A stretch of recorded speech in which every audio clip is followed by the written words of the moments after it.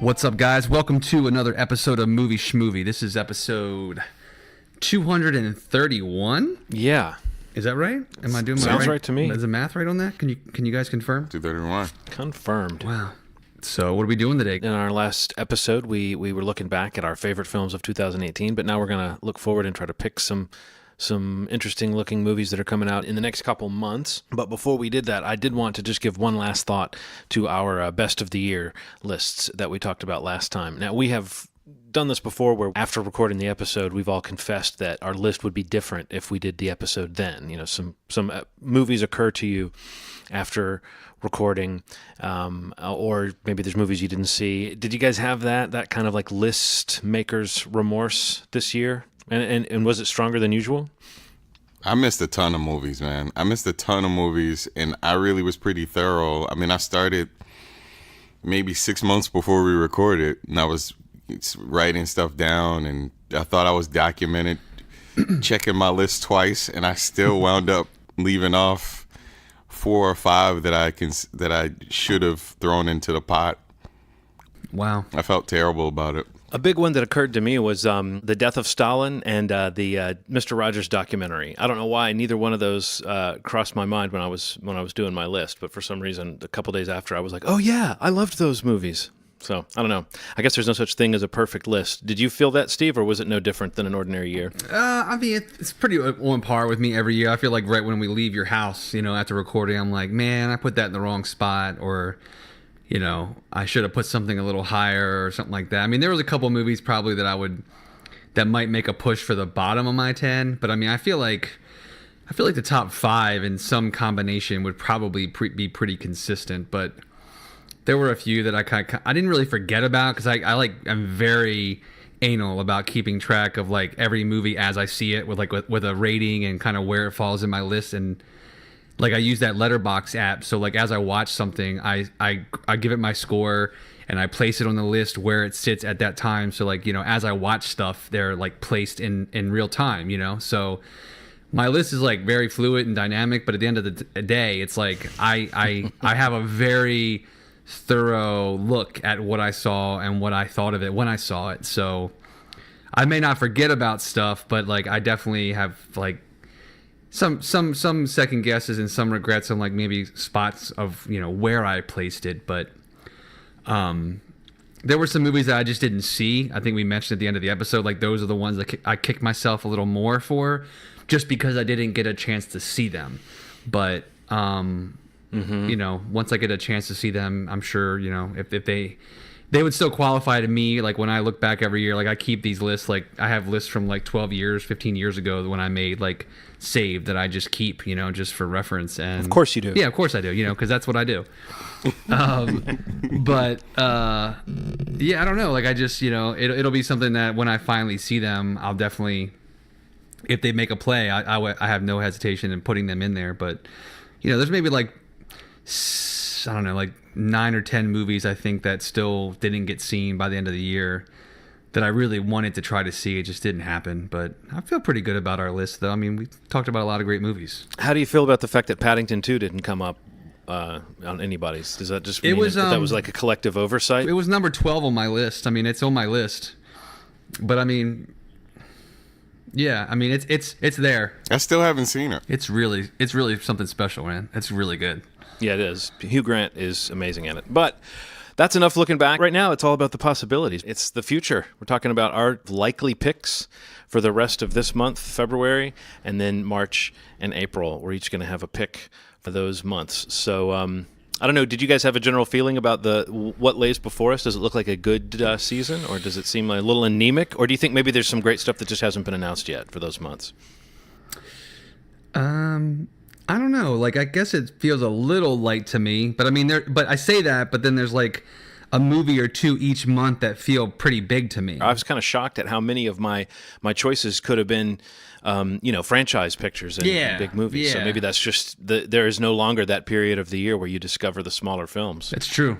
Yeah. I mean, I guess that's right. I guess that's what I'm seeing myself. It's just like you see some really big titles, and I mean, there's some middle budget films, like films, probably in the $40 to $60 million budget range. But I mean, for the most part, you're looking at movies that are pretty big titles with pretty big names attached to them. But I mean, there's definitely a handful that I'm really very, very excited to see. What about you, Ronald? Do you think it looks like a good season? Yeah, I think so. I think the impact that this next 3 months is going to have just in the cinema world for various reasons is pretty crazy. I mean, it is sparse in terms of just numbers, but the ones that are coming up in the next 3 months seem to be the ones that I think we're going to be talking about for the rest of the year, which is interesting. Yeah, it's kind of crazy. Yeah. You know what else is crazy? We didn't say who we are. It's not so crazy because it happens far too often. Well, who the fuck are you? Some would even say it's more on brand than when we actually introduce ourselves. I'm Steve. I'm John. I'm Ron. You guys want to go in that order? Sure. I'll kick it off. I mean, so looking at February, going into this month, there are a couple movies that really kind of catch my interest, but I think the one that has me most interested, which kind of surprises me only because one of the other titles that I'm excited about is like one of my favorite animated movies in a long time. But the title that I'm most excited for in February is probably Happy Death Day to You.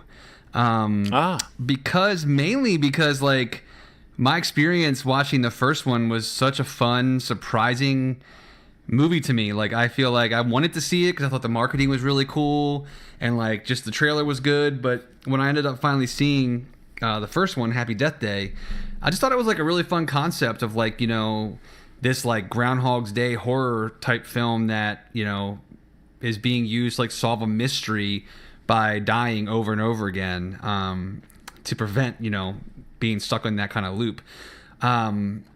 But the new trailer for the new one, I actually just recently saw it when I went and saw Glass again, or to actually see Glass for the whole movie for the first time.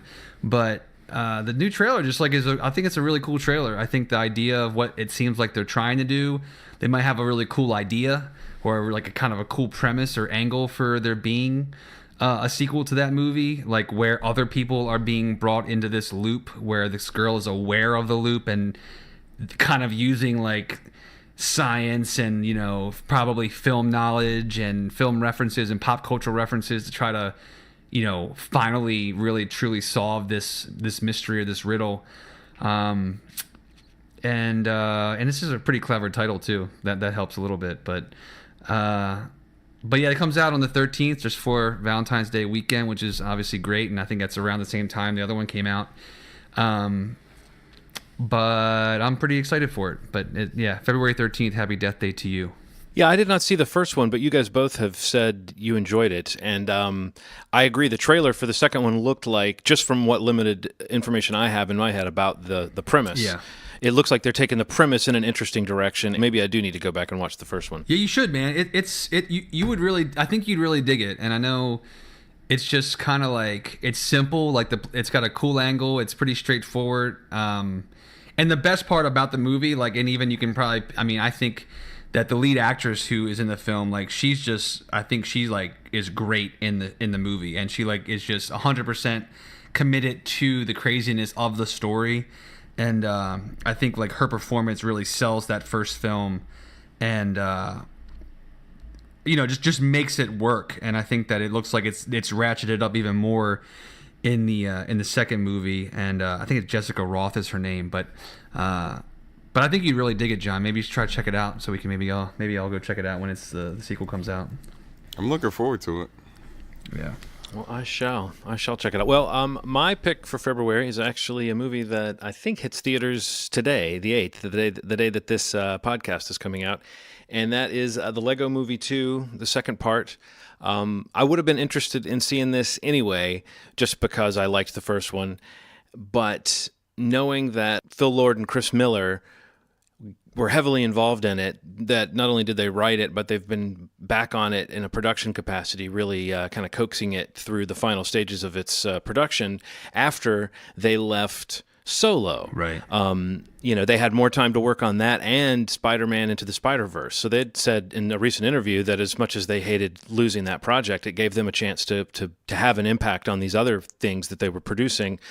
And based on how special Into the Spider-Verse was and how special I felt the Lego movie was, at least at the time that it came out, taking the format of an adventure story and kind of playing with the tropes and commenting on it in a fun way that feels very Lord and Miller. So I'm really excited about it as just a Lord and Miller project. And it seems like a great venue for their kind of humor and heart. And I do like those characters, and I like that world. And it does seem like, even though we've seen the Lego Batman and we've seen the Ninjago, or at least if you have a child, you probably saw the Ninjago movie, the animation in the Lego movie seems like they work a little bit harder to make that effect that everyth's made out of Legos and everything's kind of worn and weathered looking. I think that there's a little bit more care taken with the actual Lego movies. I'm all in, but I am interested to see what Lord and Miller have in mind, because it seems like they always have some kind of concept behind the stuff they do. So that's my pick for February. It's really interesting that, like you just mentioning that, really kind of like pops in my head. It's like with the Lego movie, like the care that they took to really kind of give it its own special look for the animation style. It's funny that, like, everybody's been, noting that and raving about that being some of the best parts of Spider-Verse, is that it's got its own, like, kind of new groundbreaking visual style that it's basically putting on display for everybody to enjoy. Like, it's cool that they kind of like found a way that kind of not only try to bring a good story, a good movie, but like just through the animation itself is like there's something unique about these movies too. Well, I mean, if they're that kind of restlessly creative guys that they seem to be, it could be that for them working on an animated movie, there's the added layer of, but why is this movie animated? Right. And then that becomes part of the concept for them. So the look of the first Lego movie had very much to do with feeling tactile and feeling like something you could play with. Totally. And the Spider-Man film was very much about not just making it look like a comic book, but the experience of reading a really good graphic novel, you know? So in both cases, I think you have to have a little bit of that extra, well, how can we make the movie itself, a unique object in a way? Yeah. So anyway, looking forward to it.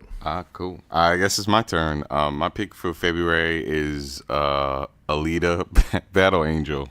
I picked this one out of curiosity and for a super simple reason, man. I haven't seen any sci-fi movies outside of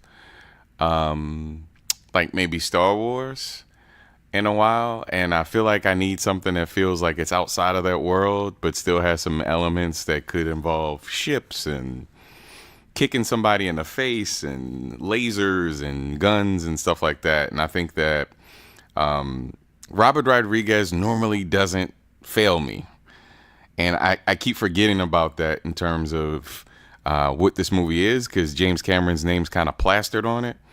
But Robert Rodriguez really knows how to do action. I like the idea of Jackie Earle Haley, Christoph Waltz, Jennifer Connelly, and Mahershala Ali, man. I'm rooting for Mahershala Ali, and I feel like his streak is pretty good in terms of the roles he's been picking lately. I don't think he would do this one if it was shit. So, I don't know. I'm putting in my vote for this movie. Am I imagining that I heard there's good buzz about this, that some screenings have gone well, or that the word is that people are loving it? Did I just imagine that? No, you're correct. There's been some advanced press stuff that's been coming out. I don't know if that's just cherry picked to be the best of the best of the press that actually like it, but yeah, there's been some screenings for it, or at least big chunks of showing for the film, like for presentations, or some press members I've seen that I follow on Twitter have been kind of praising it. Yeah, so I don't know. We'll see. We'll see. So March. Oh yeah, no doubt. March is March 22nd. Us comes out. That's it. March. Which is kind of wild because March has like Dumbo and Captain Marvel, like movies I want to see.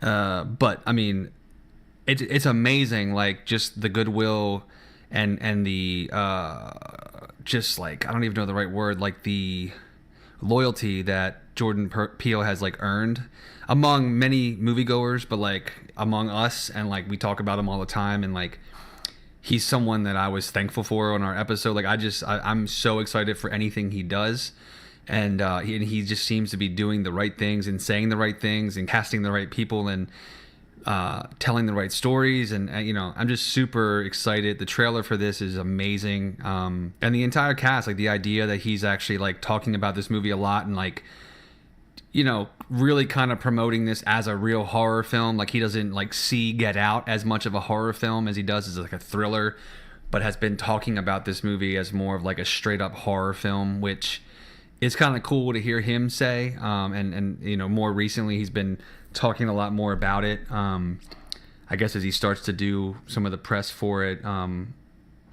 But I don't know, just everything about this movie just is like right up our alley, or my alley, our alley as a podcast. Like it just is, it's perfect. And it's completely overshadowed, a big Marvel movie to me and the next Disney live action movie. I'm dying to see this film. Like to the point that I had considered, although I think it's not going to happen, I had considered buying the film pass to go to South by Southwest to be able to see this film make its premiere.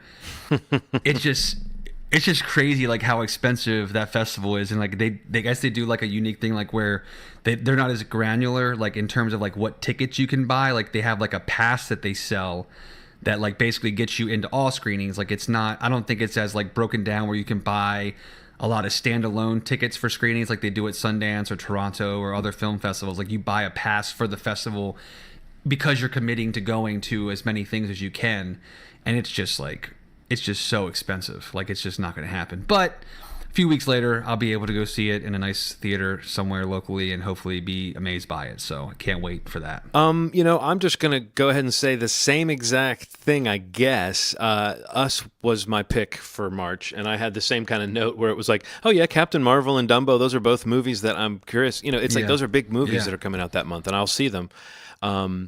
But since I do think we've talked about Us now, and I do think it would be nice to mention a unique film, I just want to throw out there the fact that a film that you and I actually picked or mentioned last year, maybe around the same time when we were picking movies from the upcoming Captive State. Captive looks like State. It's coming out in March. Yeah, it is. Finally, after being bumped back all this time. And I don't know what to say about that movie, but I just thought maybe just to get you guys' thoughts on these movies that keep getting bumped back, and what does that make you think about a movie? Does that seem like a scheduling thing, or does that seem like a studio buyout thing, or what's going on with Captive State, New Mutants? What's going on with these movies that keep getting kicked down the road? Is that just a bad sign about the product, or do you think there's ever another reason that they hide a film?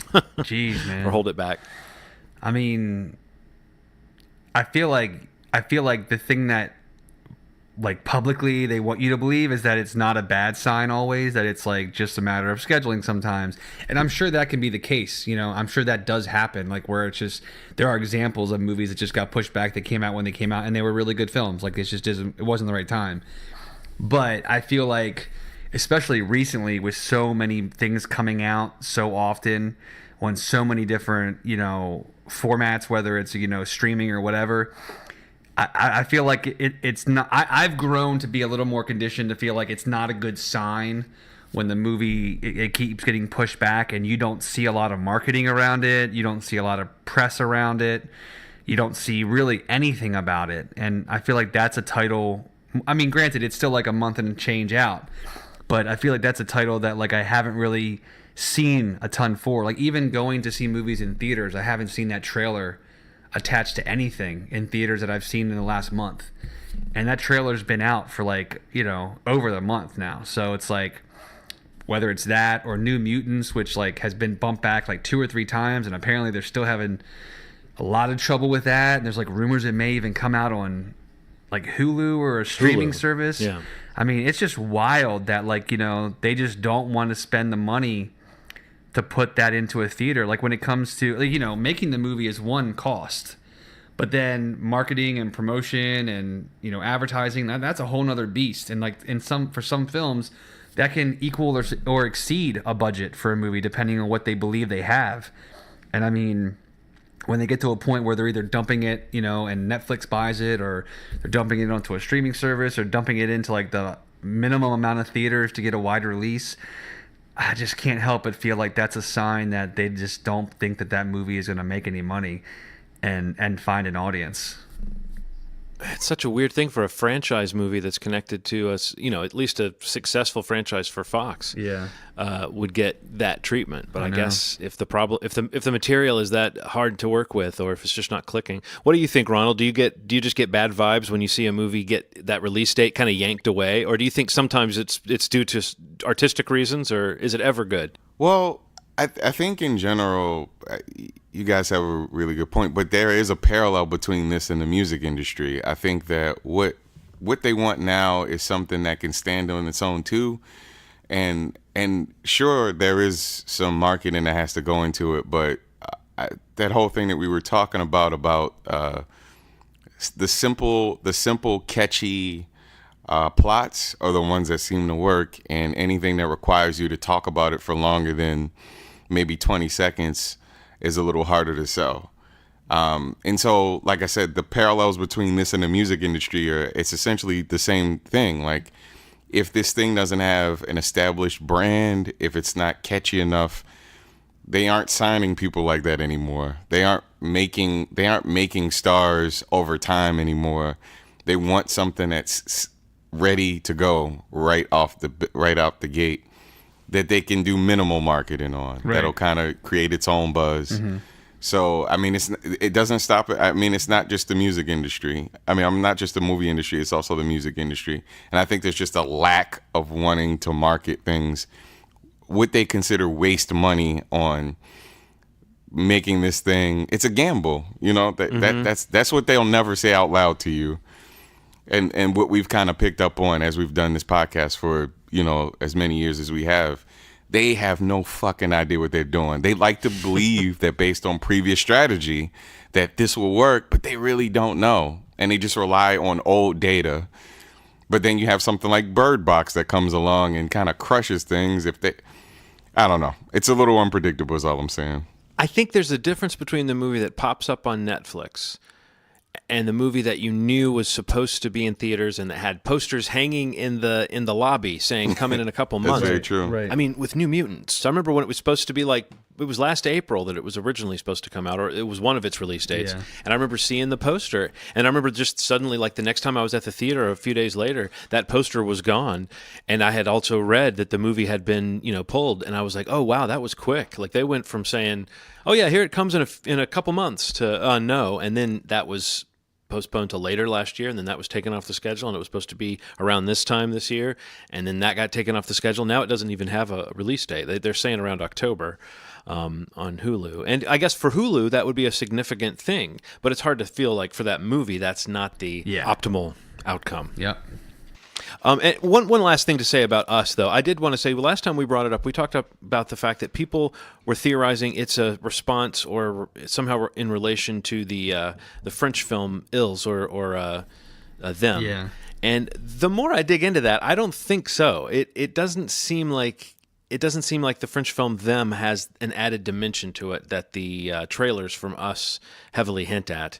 And the other thing is what Jordan Peele said he pulled his ideas from, or he was inspired by an episode of Twilight Zone called Mirror Image from 1960, which definitely has a supernatural kind of multiple versions of the same person storyline going on, and I don't really think Them has that. So I just wanted to kind of mention that we had said, I don't know last time, but I dug into it, and it seems like Them is a more of a straightforward home invasion type picture. Oh, Cool. So my pick for March is Us.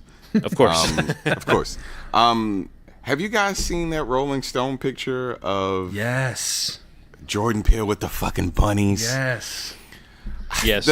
The fact that we are theorizing months before the movie comes out, well, like a month now, as to what this movie is about, speaks volumes about the story that he's creating within this story.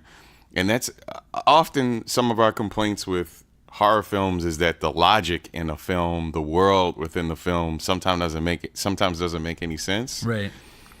Jordan Peele is one of those people that seems to understand that as a person that watches these things, the world that you build within the world is just as important as the scares. And I'm wondering. I'm curious. We're all wondering. We're all curious. What are the bunnies? What's the gold scissors that they've been giving out to everybody? Yeah. What are all these things? And I love it, man. It's creating this. I haven't felt like this in a really long time, man. Like, it reminds me of, remember when a new Nightmare on Elm Street would come out? And you're like, what's Freddy gonna do this time? Right, like, right. It feels.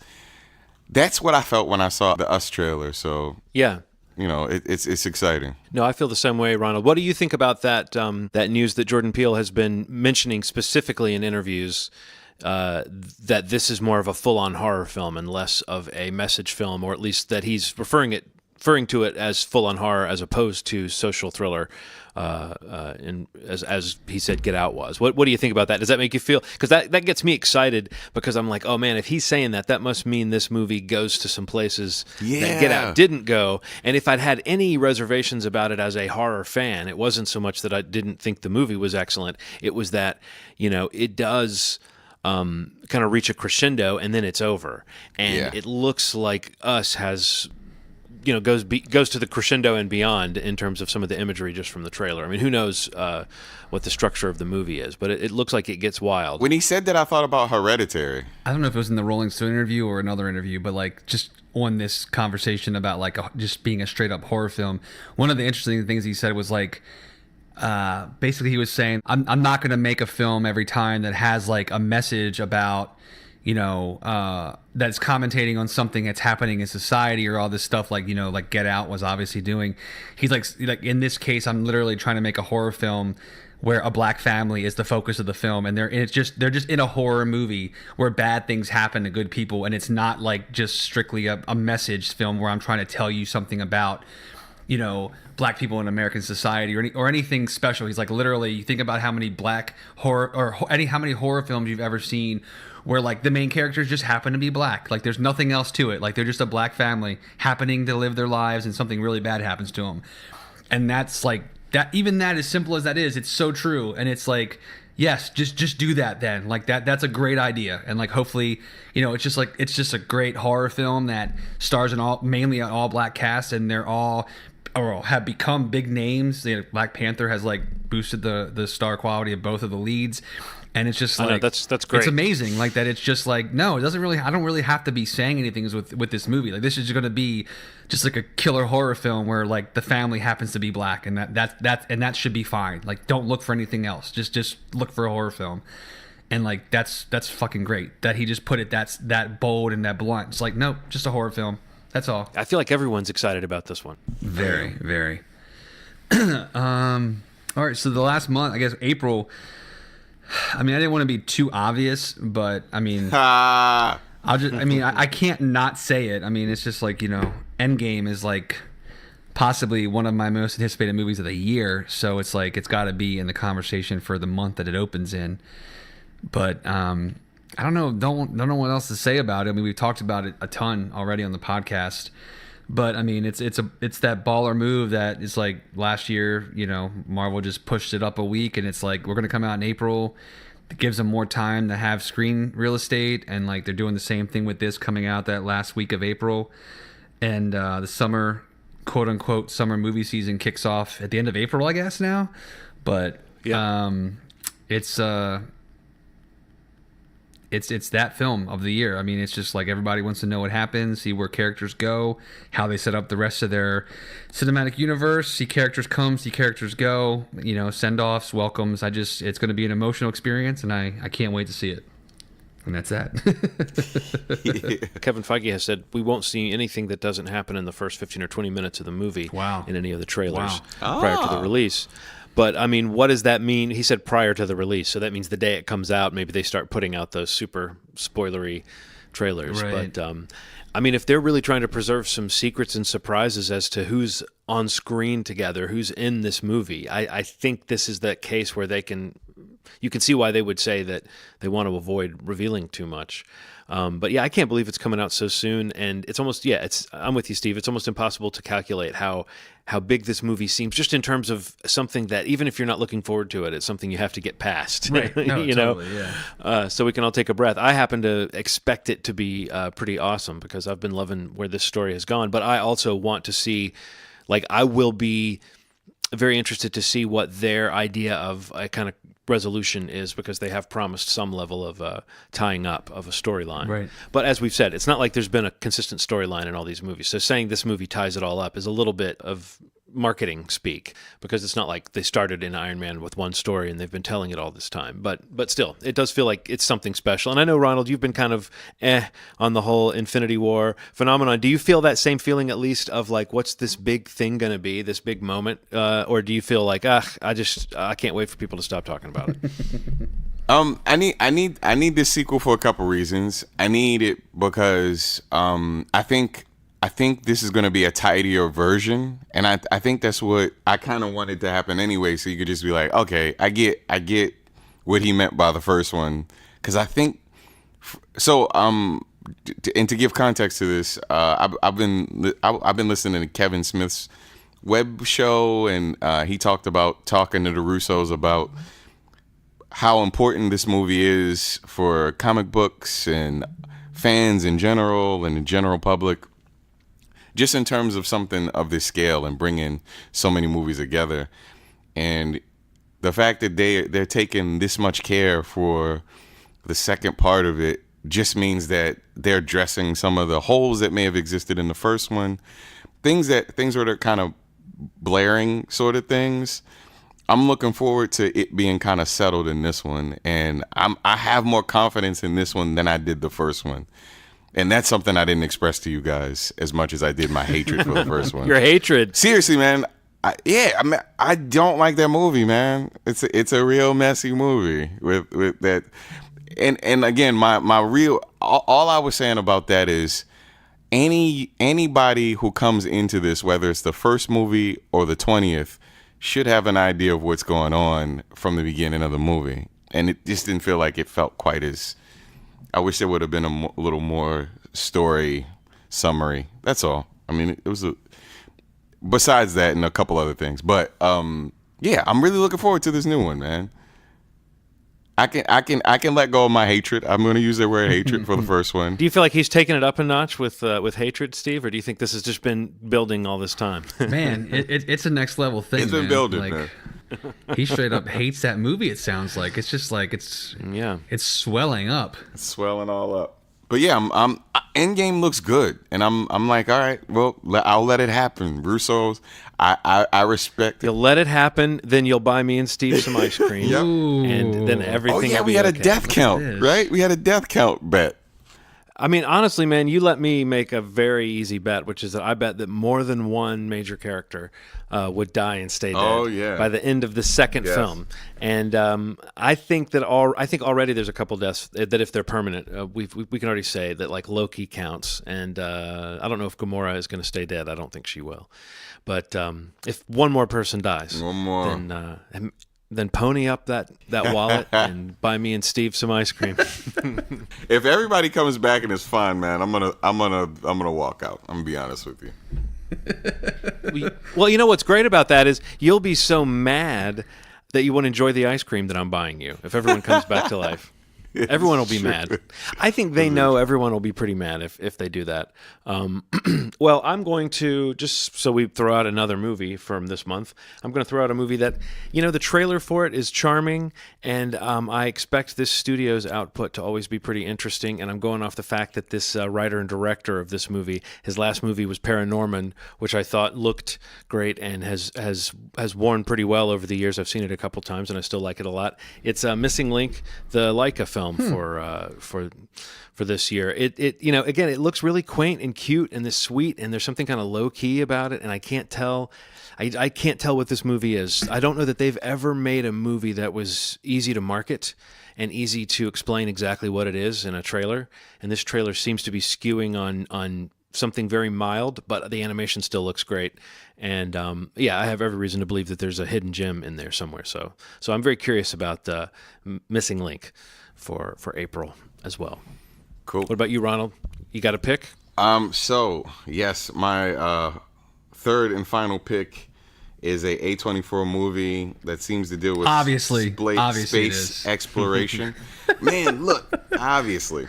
High Life, man. This thing looks nuts. I don't know what it's about. It's a women-led director, Claire Dennis. It just looks really, really, really, really good. It does. It looks cool. I don't know what's happening in it, though. I mean, it's not very apparent what's happening, but it just looks cool. And I'm ready. I'm ready for it. Yeah, I feel like the word on that was that it's like well, I guess it's, I feel if it was like Sundance, not Sundance, Toronto maybe, or Venice.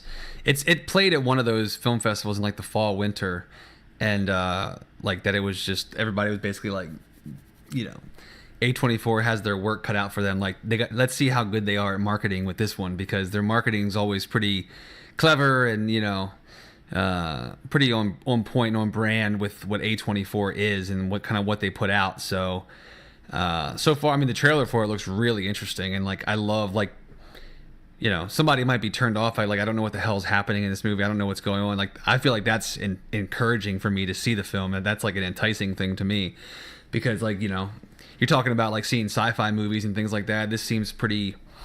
I mean, it doesn't seem like traditional sci-fi, but I mean, the whole.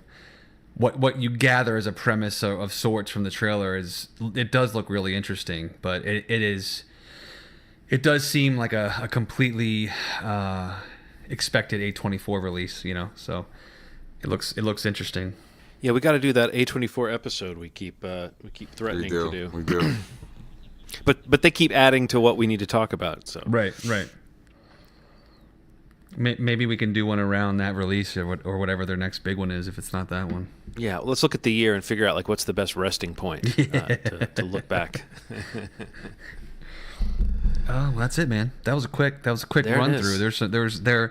There are 9, well, not 9 movies. We all picked us, but 7 movies that you should probably bank on seeing over the next 3 months.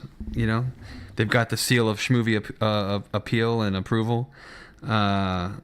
The seal of appeal. I like that, because we don't know. We don't know that we approve of them yet. It's just the seal of appeal.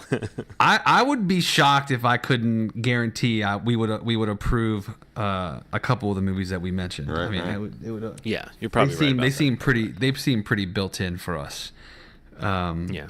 Was there any other movies like just to throw out there? Are you suggesting that we're just a bunch of fanboys, Steve?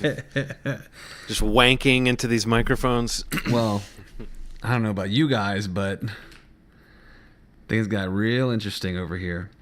Okay. But what else? Anything else? Like, just to throw any other titles out there that I was going to just mention real quick. In February, no one said it yet, but the final How to Train Your Dragon movie is coming out, which I love those films, and the first one is like one of my favorite animated films, and I just love it. Oh yeah, I'm right there with you. When you said that you weren't naming one of your favorite, the one that you really were looking forward to that was an animated film, I knew what you meant. Yeah. And I didn't put it on my list thinking you would say it maybe, but no, it looks like it's up to the usual standard. It doesn't have anything flashy that looks like it's reinventing the wheel or doing something bold or new. It's just those movies have always been solid stories, and they've also been maybe hard to market in the sense that if you've seen them, you know how good they are. Yeah. But if you haven't seen them, it's kind of hard to imagine how good that idea is, if that makes any sense. Right.